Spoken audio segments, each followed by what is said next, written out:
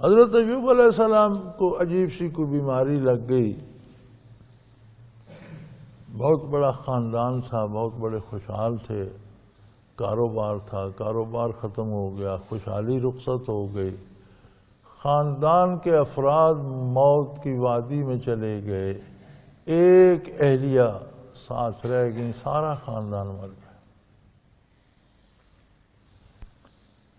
آپ اس قدر بیمار ہوئے کہ حرکت کے قابل نہ رہے۔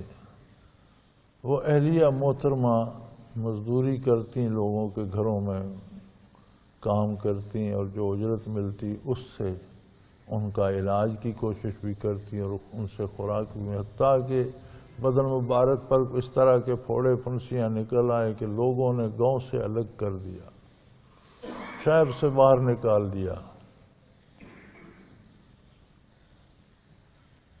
تو صبر و شکر کے ساتھ بسر کرتے رہے،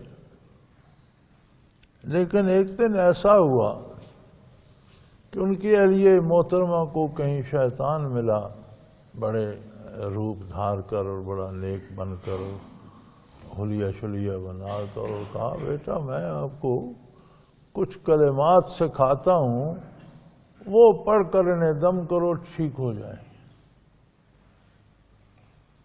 وہ جب آپ کے پاس واپس پہنچی اور انہوں نے عرض کی حضرت سے کہ مجھے ایک بزرگ ملے تھے اور انہوں نے مجھے کچھ کلمات سکھائے ہیں کہ یہ آپ پر دم پڑوں آپ ٹھیک ہو جائیں گے، تو اللہ کے نبی تھے، ان فوراً پہچان گئے یہ تو شیطان کی بات ہے۔ تو انہیں بڑا دکھ لگا، کاروبار ختم ہو گیا، برداشت کر گئے، خاندان سارا موت کی گھاٹی میں اتر گیا، برداشت کر گئے، بچے، بیٹے، بیٹیاں، بیویاں، سارا بھائی سب چلے گئے، اکیلے رہ گئے، ایک اہلیہ محترمہ ساتھ رہ گئی، بدن چھلنی ہو گیا، اہل شہر نے شہر سے باہر نکال دیا۔ لیکن جب شیطان نے کوشش کی ان کی اہلیہ مبارکہ کو بہکانے کی تو برداشت نہ کر سکا۔ یا اللہ، یہ دن بھی آنا تھا کہ شیطان نے مجھ پہ بھی وار کرنا تھا۔ ہم تو ساری عمر روتے رہتے ہیں نا کہ میری فلاں گائے مر گئی، فلاں بھینس مر گئی، فلاں مکان چلا گیا، کسی چیز کی یہ پرواہ اللہ کے نبی نے نہیں کی۔ لیکن جب شیطان نے مداخلت کرنا چاہی تو چیخ اٹھے گی، یا اللہ یہ دن بھی آنے تھے، شیطان کی اتنی جرأت۔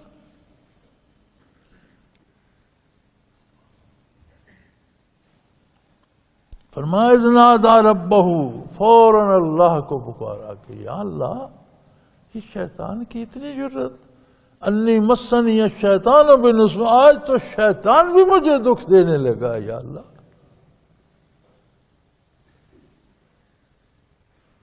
ذرا اندازہ کیجئے کہ اللہ کے بندوں میں اور ہم میں کتنے فاصلے ہیں، ہم کیا کر رہے ہیں، ہم کیا جواب دیں گے، کیا سرمایہ ہوگا قبر میں ہمارے پاس۔ ہم ساری زندگی ان چیزوں کو روتے رہے جو ہماری ہیں ہی نہیں، ہم نے چھوڑ کر مر جانا۔ جو ہماری دولت تھی وہ اللہ سے تعلق تھا، ذرا اس طرف شیطان نے کوشش کیا، بھڑک اٹھے، پتہ نہیں کتنے برس تکلیف میں گزارے۔ بہت بڑا خاندان تھا، سارا خاندان فوت ہو گیا، بہت بڑی ریاست اور بہت بڑا بزنس تھا، کاروبار تھا، تباہ ہو گیا، صحت چلی گئی، چلنے پھرنے سے معذور ہو گئے، جسم چھلنی ہو گیا، لوگوں نے شہر بدر کر دیا، کوئی فریاد نہیں کی۔ لیکن جب شیطان نے کوشش کی تو فرمایا اتنی جرأت ہو گئی ہے شیطان کو کہ یہ میرے معاملات میں بھی آ گیا۔ فوراً اللہ کو پکارا، اذ نادى ربہ انی مسنی الشیطان بنصب، یا اللہ اب تو شیطان مجھے تکلیف دینے لگا ہے، یا اللہ، اور اس نے عذاب، اس نے مجھے دکھ پہنچایا ہے۔ دیکھیں سب کچھ دنیا کا چلا گیا تو آپ کو دکھ نہیں پہنچا، شیطان نے کوشش کی مشورہ دینے کی تو فوراً ٹھیک اٹھے۔ اللہ ہمیں ہدایت دے.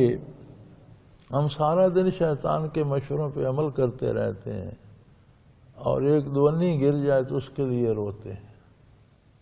دنیا کا نقصان ہو جائے ہماری چیخیں نکل جاتی ہیں، فرائض چلے جائیں، رمضان کی برکتیں چلی جائیں، حج چلا جائے، زکوٰۃ نہیں دیں گے، سود کھاتے رہیں گے.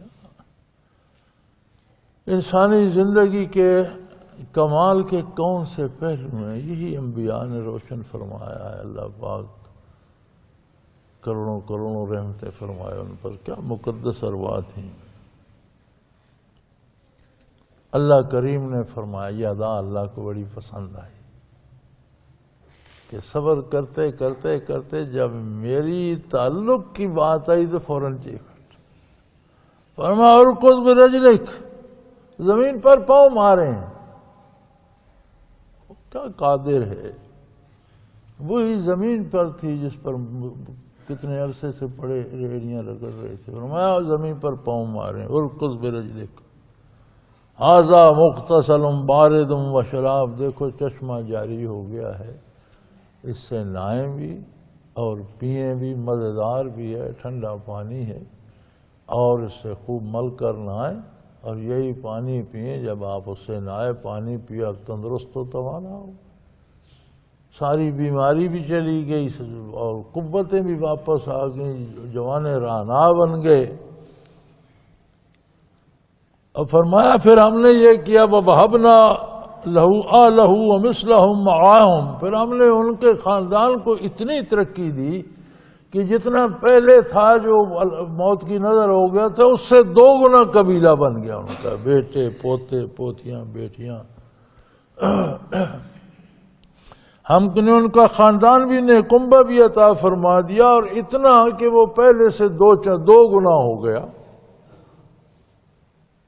رحمتا منا، یہ ہماری رحمت تھی، ہم اس طرح عطا کرتے ہیں. وذکریٰ لأولی الالباب، اور جن کی عقل سلامت ہے اس میں ان کے لیے نصیحت ہے کہ دار دنیا اللہ عطا فرمائے، اختیارات اللہ عطا فرمائے، جائز حلال وسائل سے اور حلال وسائل پر خرچ کرنے کے لیے تو یہ اللہ کی عطا ہے. کوئی نیک آدمیوں کا مفلس ہونا ضروری نہیں ہے. ایک تصور ہمارے یہاں یہ بھی ہو گیا کہ نیک وہی ہے جو جنگلوں میں رہتا ہے، روکھا سوکھا کھاتا ہے، نہ اس کے پاس کپڑے ہیں نہ جوتا ہے. ایسی بات نہیں ہے. اللہ کے نیک بندے ہر حال میں ہیں، غریبی میں بھی ہیں، امیر بھی ہیں، بادشاہ بھی ہیں، فقیر بھی ہیں.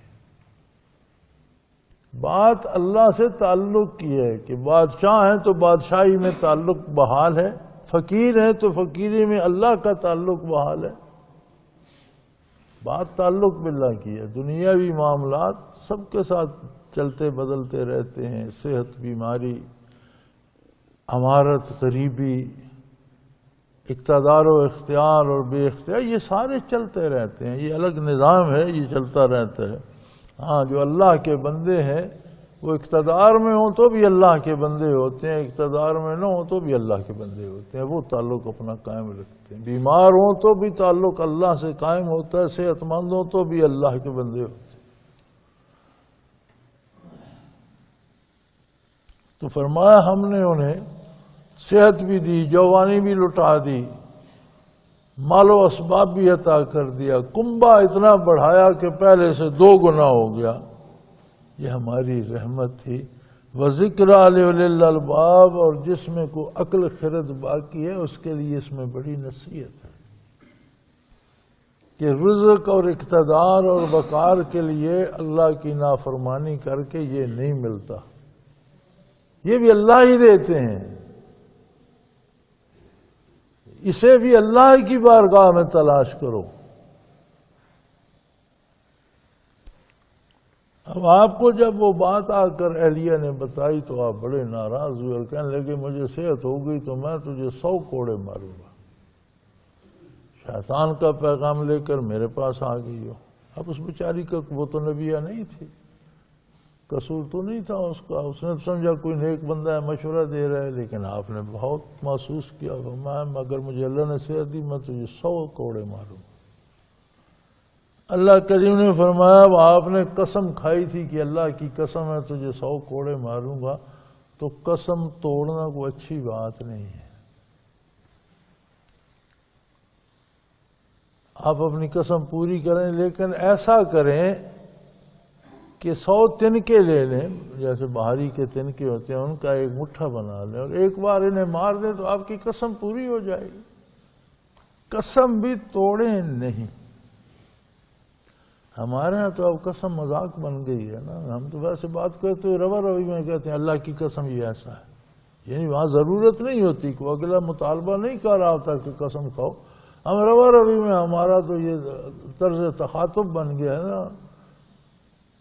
حالانکہ قسم کھانا، اور پھر یہاں سے علماء لکھتے ہیں کہ اس کا قصور نہیں تھا، اللہ کریم نے اس کی صفائی دی اور ہیلا بتایا، اس بیچاری کو کیا پتا، تو ان کی خیر خواہی میں وہ بات لے آئی۔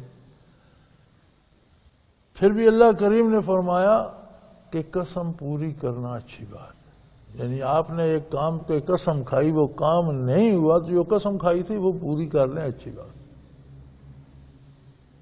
یا ایسا ہیلا کریں کہ الفاظ پر عمل ہو جائے، اپنے قسم کھائی تھی 100 کوڑے ماروں گا، فرمایا 100 تنکے اکٹھے کر لیں، ایک مٹھا بنا لیں، ایک ہی بار مار دیں تو وہ قسم آپ کی پوری ہو جائے گی۔ تو فرمایا اصل تو قسم کھاؤ نہیں، قسم کھاؤ تو وہ پوری کرو، اور اگر وہ بات صحیح نہ بھی ہو، ویسا نہ بھی ہو، اب ان کا جرم تو ثابت نہیں ہوا، تو پھر بھی قسم پوری کرو، تو یا قسم کھاؤ ہی نہیں۔ فما خذ بیدک دقسا فاضرب بہ، آپ 100 تنکے ایک مٹھا تیلیوں کا جھاڑو کی طرح بنا لیں، وہ ایک ہی بار انہیں مار دیں، آپ کی قسم پوری ہو جائے گی۔ ولا تخنس، اور قسم توڑیں نہیں، یعنی اللہ کی قسم توڑنے کی جرات نہیں کرنی چاہیے۔ آپ کھائیں نہیں، یا پھر وہ بات پوری کریں جس پر قسم کھائی ہے، چونکہ آپ نے اللہ کو درمیان میں گواہ مقرر کیا۔